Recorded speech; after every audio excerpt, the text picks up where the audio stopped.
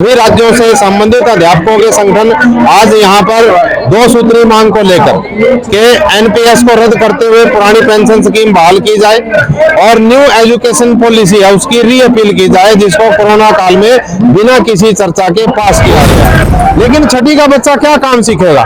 10 वर्ष का बच्चा 14 वर्ष से कम आयु का बच्चे से तो काम लेना ही बड़ा अपराध है, संविधान में लिखा हुआ है। किसी बिल्डिंग की इमारत की को अगर हिलाना हो तो उसकी जड़ें जो है कमजोर छोड़ दो।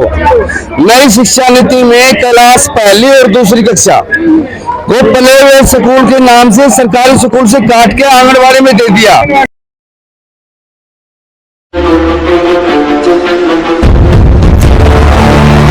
CCN न्यूज़ 24 के सभी दर्शकों को मेरा नमस्कार।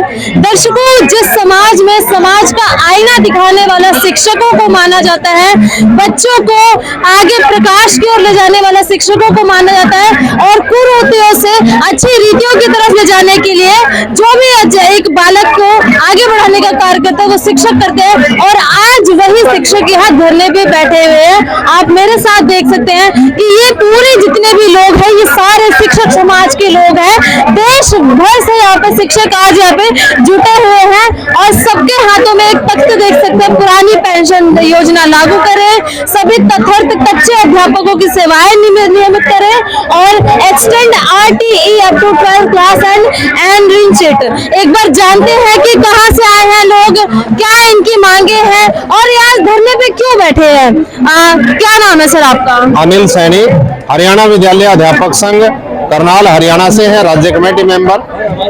STFI जो school teacher federation of India है उससे तमाम हमारे सभी राज्यों से संबंधित अध्यापकों के संगठन आज यहाँ पर 2 सूत्री मांग को लेकर के एनपीएस को रद्द करते हुए पुरानी पेंशन स्कीम बहाल की जाए और न्यू एजुकेशन पॉलिसी है उसकी रीअपील की जाए, जिसको कोरोना काल में बिना किसी चर्चा के पास किया गया।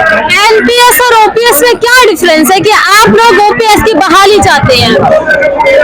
ओपीएस में 3 तरह का लाभ मिलता है। एक तो हमें जो हम काम करते हैं उसका वेतन मिलता है और कम्यूटेशन मिलता है, ग्रेजुएटी मिलती है और साथ में जो है पेंशन मिलती है। अब एक व्यक्ति ने 20, 25, 30 साल तक जो है काम किया और बुढ़ापे में उसको वैसे ही छोड़ दिया।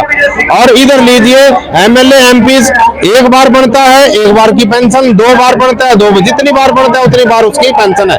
लेकिन MLA MPs का पद सेवा का पद है और यहाँ पर जो है कर्मचारी इतने आयु तक 30-35 वर्ष तक काम करता है उसको पेंशन नहीं है। तो ओपीएस में और एनपीएस में बहुत अंतर है। हमारी मांग है कि एनपीएस को रद्द करते हुए ओपीएस को लागू किया जाए।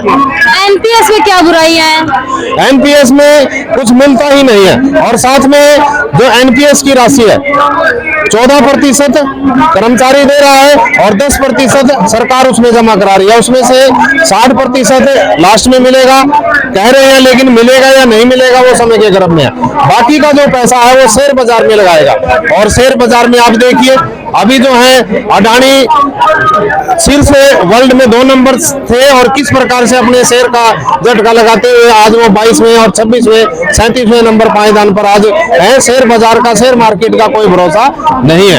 अरे शेयर मार्केट में लगेगा तो देश के ग्रोथ में काम आएगा ना। वैसे भी हमारा जो पुरानी पेंशन स्कीम के तहत हमारा जो जीपीएफ का पैसा है वो सरकार के पास जमा ही रहता है और वो भी जो है देश की ग्रोथ में ही लगता है। कम इंटरेस्ट पर हमें कम इंटरेस्ट दिया जाता है और देश की ग्रोथ के लिए वो पैसा लगता है। न्यू एजुकेशन पॉलिसी को क्यों आप लोग हटवाना चाह रहे हैं, जबकि ऐसा कहा गया है कि न्यू एजुकेशन पॉलिसी जो है उससे बच्चों के जो स्किल्स है वो डेवलप होगी।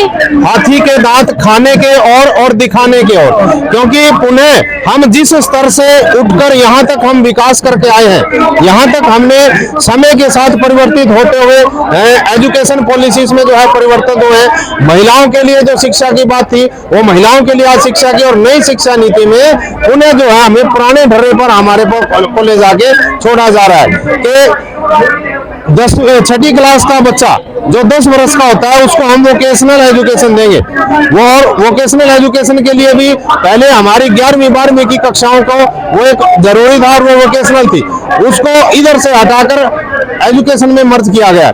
लेकिन छठी का बच्चा क्या काम सीखेगा? 10 वर्ष का बच्चा, 14 वर्ष से कम आयु का बच्चे से तो काम लेना ही बड़ा मतलब अपराध है, संविधान में लिखा हुआ है। और दूसरा जो न्यू एजुकेशन पॉलिसी है वो स्ट्रीमलेस है। उसमें 9वीं से बच्चा हिस्ट्री लेगा, हिस्ट्री के साथ केमिस्ट्री लेगा, केमिस्ट्री के साथ कॉमर्स भी ले लेगा। कोई जो है 64 विषयों में से कोई 8 विषय उसने सेमेस्टर वाइज, एक सेमेस्टर में दूसरा एक में हुआ, तो उसको किसी स्ट्रीम का जो है पूर्ण ज्ञान नहीं हो पाएगा। कैसे वो आगे समाज सेवा कर पाएगा? कैसे वो मतलब देश की सेवा कर पाएगा? कैसे अपने आप को स्टैंड कर पाएगा? लेकिन ये जो न्यू एजुकेशन पॉलिसी है इसमें तो बच्चों का भी अच्छा खासा इंटरेस्ट देखने को मिल रहा है कि जो एक बच्चा 11वीं 12वीं में आके फंस जाता था 4 से 5 सब्जेक्ट से भी, जब वो नहीं रहेगा वो बच्चा और ज्यादा इंडिपेंडेंट हो जाएगा हर एक चीज पढ़ने के लिए। नहीं, हर एक चीज तो पढ़ेगा, लेकिन उसका आगे समाज में योगदान कहाँ रहेगा? अभी हम देखेंगे किसी बच्चे ने मान लीजिए हिंदी छोड़ दिया और आगे कहीं जॉब के लिए जाएगा तो उसको हिंदी कंपलसरी आगे पास करनी, तो कैसे मतलब वो आगे लग पाएगा? दूसरा, इस नीति के अनुसार रोजगार की कोई व्यवस्था नहीं है। अध्यापक कच्चे लगाए जाएंगे, 8-8, 10-10 हजार पे मतलब अध्यापक लगाने की बात है। और हरियाणा में तो हरियाणा कौशल रोजगार निगम लगा दिया है, जिसमें कर्मचारी 11 महीने के लिए लगाया जाता है, उसके बाद फिर कहीं और लगाया जाता है। कोई सेवा की, सामाजिक सुरक्षा की गारंटी नहीं, कोई स्थायित्व की गारंटी नहीं है, कोई अन्य लाभ वहां पर नहीं है। तो न्यू एजुकेशन पॉलिसी हरियाणा विद्यालय अध्यापक संघ और school teacher federation of India से संबंधित जो तमाम संगठन आज यहाँ पर पहुंचे हैं जंतर मंतर पर प्रदर्शन करते हुए, हम ये मांग करते हैं कि न्यू एजुकेशन पॉलिसी को रद्द करते हुए जनपक्षीय पॉलिसी विद्वतों से, शिक्षाजनों से, अध्यापकों से, के संगठनों से चर्चा करते हुए शिक्षा पॉलिसी जो है वो बनाई जाए। मतलब आप शिक्षकों के अकॉर्डिंग जो न्यू एजुकेशन पॉलिसी है ये बच्चों को अंधकार में डालने के लिए एक पॉलिसी है? बिल्कुल, इसमें बिल्कुल अंधकार में डालेगी। आप ये सोचो बिना अध्यापकों के कैसे पॉलिसी लागू होगी? हर प्रदेश में अध्यापकों की शिक्षा खाली है। इस एनईपी में कहीं भी अध्यापकों की भर्ती का कोई नियम नहीं है, कोई रेगुलर भर्ती का प्रावधान नहीं है, ना ट्रांसफर का है, ना पॉलिसी का है। बड़े बच्चे छोटे बच्चों को पढ़ाएंगे तो कैसे देश का भविष्य उज्जवल होगा?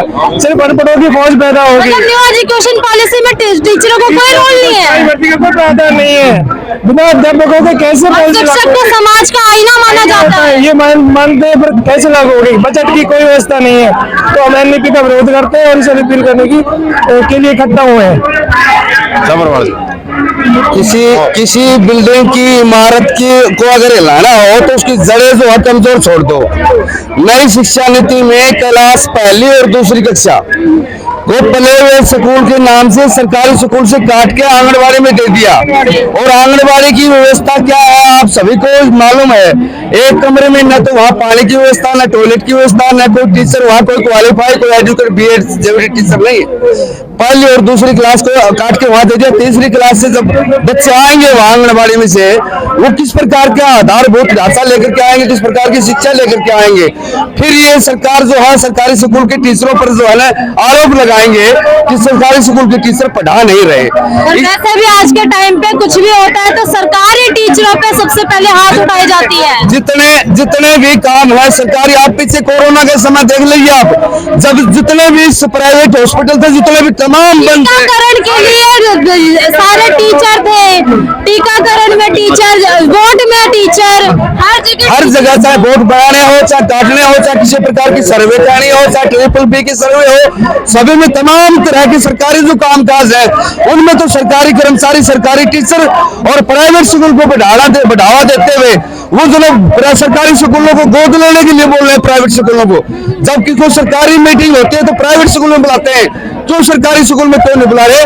क्योंकि वहाँ का इंफ्रास्ट्रक्चर जो है वो इस प्रकार की सुविधा जो है वो अलाउ नहीं करता। वहाँ सुविधाएं नहीं है, न लाइट है, न पानी है, न कोई बच्चों के बैठने की। वैसे तो शिक्षा इस समय के अनुसार, टेक्नोलॉजी के अनुसार हर बच्चे के सामने टेबल पर जो है लैपटॉप कंप्यूटर होना चाहिए था। और आज जो है ये जो है बुनियाद की शिक्षा पहले वाले की तरह सस्ते मजबूत शिक्षा देनी चाहिए। ये तमाम जो है अगर किसी देश का, प्रदेश का, यदि कमाओ पे वीर का, छोटे दुकानदार का बच्चा पढ़ ना जाए छोटे कर्मचारी का बच्चा ना पड़ जाए, सबको उसको जो है तहस नहस करने के लिए, सवाल पूछने के लिए जागरूक ना हो जाए, इसलिए इनको जो है ना यहाँ शिक्षा नीति के माध्यम से, शिक्षा के माध्यम से इनको दबाया जा रहा है सरकार की। जो पुरानी गुरुकुल पद्धति थी जहाँ पर बिना पैसे के पढ़ाई होती थी, वो लाने के डर रहा है, ना कोई आदमी IAS बन सकता है, इस व्यवस्था से हम इसका विरोध करते हैं। बिल्कुल नाकारा ये NEP पॉलिसी है, इसका विरोध करने के लिए सारे प्रदेश से, पूरे देश से यहाँ पे टीचर इकट्ठे हुए हैं।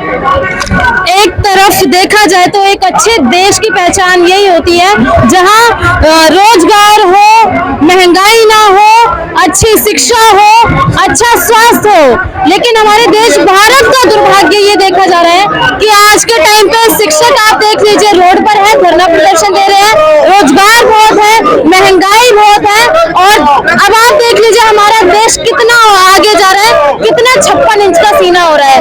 और अगर आपको इनकी बात ठीक लगी हो तो कमेंट बॉक्स में अपनी राय जरूर दीजिएगा, और चैनल को ज्यादा से ज्यादा सब्सक्राइब करिए, वीडियो को ज्यादा से ज्यादा शेयर करिए। धन्यवाद।